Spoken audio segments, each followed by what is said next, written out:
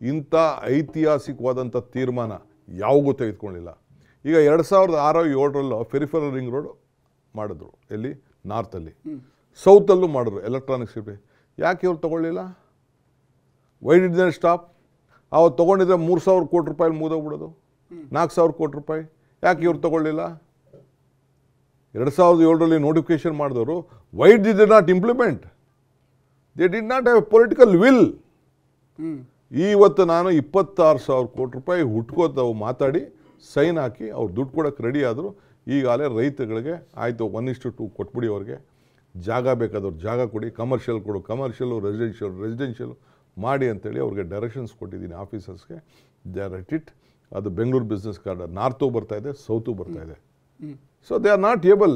ಹೆಚ್ಚು ಕಮ್ಮಿ 100 ಚಿಲ್ಲರೆ ಕಿಲೋಮೀಟ್ರು ಒಂದು ರಿಂಗ್ ರೋಡ್ ಬರ್ತಾ ಇದೆ, ಹೊಸ ರಿಂಗ್ ರೋಡು. ಸರ್, ಈ ಬಿಸ್ನೆಸ್ ಕಾರಿಡಾರ್ ಹೇಗೆ ಅದ್ರ ಜೊತೆಗೆ ಸಿಂಕ್ರನೈಸ್ ಆಗ್ತಾರೆ? ಅಲ್ಲಿ ಏನಿರುತ್ತೆ? ಈಗ ಸರ್ ನಾವು ಎಲೆಕ್ಟ್ರಾನಿಕ್ ಸಿಟಿ ನೋಡಿದ್ದೀವಿ, ITPL ನೋಡಿದ್ದೀವಿ, ಎಲ್ಲವೂ ಹೇಗಾಗಿದೆ ಅಂದರೆ ಸಿಟಿ ಮಧ್ಯೆ ಅಲ್ಲಲ್ಲಿ ಸ್ಟಕ್ ಡೌನ್ ಆಗಿರುವಂಥದ್ದು. ಈ ಕಾರಿಡಾರ್ ಸ್ಪೆಷಾಲಿಟಿ ಏನಿರುತ್ತೆ? ಈ ಬಿಸ್ನೆಸ್ ಕಾರಿಡಾರ್ ಬೆಂಗಳೂರು ಸಿಟಿ ಒಳಗಡೆ ಇದೆ, ನೋಟಿಫಿಕೇಶನ್ ಆಗಿದೆ. ಅಲ್ಲಿ ಏನು ಡೆವಲಪ್ಮೆಂಟ್ ಆಗಕ್ಕೆ ಬಿಟ್ಟಿಲ್ಲ. 90% ಫ್ರೀ ಇದೆ, ಇನ್ನು 10% ಇದೆ. ಅವರು ಕಾಂಪನ್ಸೇಷನ್ ವಿಚಾರ ಆಯಿತು. BDಯಲ್ಲಿ ಗೌರ್ಮೆಂಟ್, ಸೆಂಟ್ರಲ್ ಗೌರ್ಮೆಂಟು ಲಾ ಪ್ರಕಾರ ಅವ್ರಿಗೆ ಡಬಲ್ ಪ್ರೈಸ್ ಕೊಡಲಿಕ್ಕೆ ಅವಕಾಶ ಇಲ್ಲ. ಬಟ್ ಸ್ಟಿಲ್ ಬೆಲೆ ಏರಿಕೆ ಜಾಸ್ತಿ ಆಗಿದೆ ಅಂತೇಳಿ ಅವ್ರಿಗೆ 1:2 ಕೊಡಿ ಅಂತ ಹೇಳಿದ್ದೀನಿ. ಕೆಲವು ಕಡೆ ಜಾಗನೂ ಕೊಡಿ ಅಂತ ಹೇಳಿದ್ದೀನಿ. ಐದರ್ ಕಮರ್ಷಿಯಲ್ಗೆ ಇಷ್ಟು ಜಾಗ, ಇಲ್ಲ ರೆಸಿಡೆನ್ಷಿಯಲ್ ಲೆವೆಟಲ್ಲಿ ಇಷ್ಟು ಜಾಗ. ಅವ್ರಿಗೇನು ಜಮೀನು ಹೋಗಿದೆ, ಜಾಗ ಹೋಗಿದೆ, ಅದಕ್ಕೆ ಕೊಡಿ ಅಂತ ಹೇಳಿದ್ದೀನಿ. ಇಲ್ಲ TDR ಕೊಡಿ ಅಂತ ಹೇಳಿದ್ದೀನಿ, ಇಲ್ಲ ಅಂದರೆ FIR ಕೊಡಿ ಅಂತ ಹೇಳಿದ್ದೀನಿ. All this options I have given to them.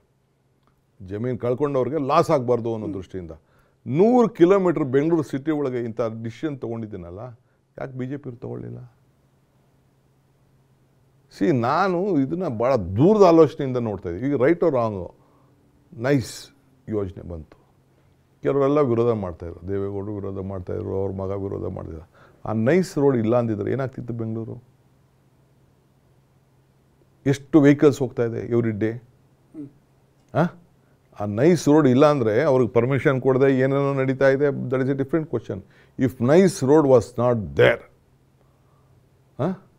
ಅವ್ರದ್ದೇ ಸ್ವಂತ ಯಾರ್ದೋ ಜಮೀನುಗಳೊಂದಷ್ಟು ಇದೆ ಅಂತ ಅಂದ್ಬಿಟ್ಟು ಆ ಜಮೀನನ್ನ ಉಳಿಸ್ಕೊಳ್ಳೋಕ್ಕೆ ಯಾರು ಸೈನ್ ಹಾಕಿದ್ಯಾರು? ನಾವೇನು ಸೈನ್ ಹಾಕಿಲ್ವಲ್ಲ. It is infrastructure project. 1000 ವಿರೋಧ ಮಾಡ್ಬೋದು, no one can stop it. I know what is the law, what is the supreme court judgment in that. No one can. ಸದ್ಯಕ್ಕೆ ಯಾರೋ ಟೆಂಪ್ರರಿ ಡಿನೋಟಿಫೈ ಮಾಡಿ ಅದು ಮಾಡಿ ಇದು ಮಾಡಿ ಕೋರ್ಟ್ಗೆ ಹೋಗ್ತಾ ಇರ್ಬೋದು, ತರ್ಬೋದು. Ultimately supreme court has to decide on that issue. ಹಾಗೆ ಇವತ್ತು ನಾನು ಇವತ್ತು ಯಾರಿಗೂ ನಾನು ಇದನ್ನು ಡಿನೋಟಿಫೈ ಮಾಡಲ್ಲ ಅಂತ ಹೇಳ್ಬಿಟ್ಟೆ. ನಾನು ಈ ಬಿಸ್ನೆಸ್ ಕಾರಿಡಾರ್ ಏನಿದೆಯಲ್ಲ, south business corridor nice road ಪಕ್ಕಕ್ಕೆ ಎಲೆಕ್ಟ್ರಾನಿಕ್ ಸಿಟಿ ಒಳಗಡೆ ಬರ್ತಾ ಇದೆ, ನಾರ್ತಲ್ಲೂ ಬರ್ತಾ ಇದೆ. ಇವೆರಡೂ ಸೇರಿ ಒಂದು ರೌಂಡ್ ಹೋಗ್ತಾ ಇದೆ. ನಾನು ಮಾಡೋದಿಲ್ಲ ಅಂತ ಹೇಳಿದೆ. ನಾನು ಮಾಡಿಬಿಟ್ಟು ನಾನು ಜೈಲಿಗೆ ಹೋಗ್ತಾನೆ ತಯಾರಿಲ್ಲ ಅಂತ ಹೇಳಿದ್ದೆ. There is lot of complication, court issues. So ಹಂಗೆ ಈ ಡಿಸಿಷನ್ ತೆಗೆದುಕೊಂಡಿದ್ವಿ. ಇದು ಟ್ರಾಫಿಕ್ನ 30% ಈಸ್ ಔಟ್ ಆಗ್ತದೆ ಇಲ್ಲಿ ಹೊರಗಡೆ, not in this city. Sir, ಸಿಟಿಗೆ ಈ ಸಮಸ್ಯೆನ ನಾನು ಹೇಳ್ತಾ ಇದ್ದೀನಲ್ಲ, 112 ಕಿಲೋಮೀಟ್ರ್ ಫ್ಲೈಓವರು, 40 ಕಿಲೋಮೀಟರ್ಸ್ ಡಬಲ್ ಡಕ್ಕರು, ಒಂದೇ ಸತಿ ಒಂದು ಡಿಸಿಷನ್ ತೊಗೊಂಡಿದ್ದೀನಲ್ಲ, ಯಾರು ತೊಗೊಂಡಿದ್ದಾರೆ? ಪ್ಲಸ್ 40 ಕಿಲೋಮೀಟರ್ಸ್ ಟನಲ್ಲು ಯಾರು ತೆಗೆದುಕೊಂಡಿದ್ದಾರೆ? ಒಂದೇ ದಿನಕ್ಕೆ ಮಾಡೋಕ್ಕಾಗಲ್ಲ. I know that. ಒಂದು ತಿಂಗಳಲ್ಲಿ ಸರ್, ಈಗ ನೀವು ಇಷ್ಟೆಲ್ಲ ಮಾತಾಡ್ತಿದ್ದೀರಿ, ಇಷ್ಟೆಲ್ಲ ಕಾರ್ಯಕ್ರಮಗಳನ್ನು ಹಮ್ಮಿಕೊಂಡಿದ್ದೀರಾ. ಆದ್ರೆ ಕೆಲವೊಂದಿಷ್ಟು ಇನ್ವೆಸ್ಟರ್ಸ್ಗಳು ಅಥವಾ ಕೈಗಾರಿಕೋದ್ಯಮಿಗಳು ನಿಮ್ಮನ್ನು ಬಂದು ಭೇಟಿ ಆದರೂ ಅನೇಕ ಸಲಹೆಗಳನ್ನು ಕೂಡ ಕೊಟ್ಟರು. ಮೋಹನ್ ದಾಸ್ ಪೈ ನಿಮ್ಮ ಬಗ್ಗೆ ಒಳ್ಳೆ ಮಾತು ಆಡಿದ್ದಾರೆ. DK Shivakumar is A very strong minister, ಅವರಿಂದ ಸಾಕಷ್ಟು ಎಕ್ಸ್ಪೆಕ್ಟೇಷನ್ ಇದೆ.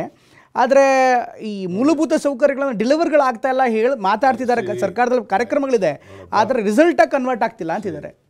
ಮೋಹನ್ ದಾಸ್ ಪೈ ಇರ್ಬೋದು, ಅವ್ರ ಟೀಮ್ ಇರ್ಬೋದು, ಅವ್ರ ಫ್ರೆಂಡ್ಸ್ ಇರ್ಬೋದು, okay, they are concern for Bengaluru. ನಾನು ಅವರು ಟೀಕೆ, ಅವರ ಹಿತವಚನಗಳು, ಅವ್ರ ಇದಕ್ಕೆಲ್ಲ ನಾನು ಮಾತುಗಳ ಬಗ್ಗೆ ನನಗೆ I welcome it. They should criticise us. ಅವ್ರು ಕ್ರಿಟಿಸೈಸ್ ಮಾಡಿದ್ರೆ ನಾವೇನಾದ್ರು ಸ್ವಲ್ಪ ಅರ್ಥಕೊಳ್ಳೋಕ್ಕೆ, ತಪ್ಪಿದ್ರೆ ತಿದ್ಕೊಳ್ಳೋಕ್ಕೆ ಅವಕಾಶ ಇದೆ. ನಾನು ಅವ್ರ ಬಗ್ಗೆ ನಾನು ಬೇಜಾರು ಮಾಡ್ಕೊಳ್ಳೋಕ್ಕೆ ಪ್ರಶ್ನೆ ಇಲ್ಲ. ಇಲ್ಲೇನಿದೆ, ಇದು ಅಡ್ಮಿನಿಸ್ಟ್ರೇಷನ್ ನಡೆಸೋದು ಅಷ್ಟು ಸುಲಭ ಅಲ್ಲ. ಹೇಳಿ ಅದೇನು ರೆಸ್ಪಾನ್ಸಿಬಿಲಿಟಿ ಕೊಡಬೇಕು ಕೊಡ್ತೀನಿ ಅವ್ರಿಗೆ. ಅವ್ರನ್ನೆಲ್ಲ ಕುಂಡಿಸ್ಬಿಟ್ಟು ಯಾವ ಕಮಿಟಿ ಮಾಡಬೇಕಾದ್ರೆ ಮಾಡ್ತೀನಿ. Ultimately bureaucrats has to implement. When bureaucrats implement you need money. Will give money. ಆಲೇ 2.95% ವರೆಗೂ ನಮಗೆ ಬಾರ್ಡಿದೆ. 3 ಮೇಲೆ ಲೋನ್ ತೊಗೊಳಕ್ಕೆ ಸೆಂಟ್ರಲ್ ಗೌರ್ಮೆಂಟ್ ಬಿಡಲ್ಲ. It is not like other states. ಬೇರೆ ಸ್ಟೇಟ್ಸ್ ಎಲ್ಲ ಬೇರೆ ಪರಿಸ್ಥಿತಿ. ಇರಿಗೇಷನ್ಗೆ ಎಷ್ಟು ಅನುಭವಿಸ್ತಾ ಇದ್ದೀನಿ ಅಂತ ನನಗೆ ಗೊತ್ತಿದೆ. ಇವತ್ತು ಸೆಂಟ್ರಲ್ ಗೌರ್ಮೆಂಟಿಂದ ನಮಗೇನು ಹೆಲ್ಪ್ ಆಗ್ತಾಯಿಲ್ಲ. ಸೆಂಟ್ರಲ್ ಗೌರ್ಮೆಂಟ್ ಇಷ್ಟು ದೊಡ್ಡ ಬಜೆಟ್ಟು, ನಾವು ಜನರಿಗೋಸ್ಕರ ಅವ್ರ ಬದುಕಿಗೆ ಅನುಕೂಲ ಆಗಲಿ ಅಂತ 5 ಗ್ಯಾರಂಟಿ ನಾವು ಕೊಟ್ಟಿದ್ದೀವಿ. ಬಟ್ ಸ್ಟಿಲ್ 1.5 ಲಕ್ಷ ಕೋಟಿ ರೂಪಾಯಿ ಇನ್ವೆಸ್ಟ್ಮೆಂಟ್ನ ಡೆವಲಪ್ಮೆಂಟ್ಗೋಸ್ಕರ ಬೇರೆ ಸ್ಕೀಮ್ಸ್ಗೆ ನಾವು ಮಾಡ್ಕೊಂಡು ನಾವು ಬರ್ತಾಯಿದ್ದೀವಿ.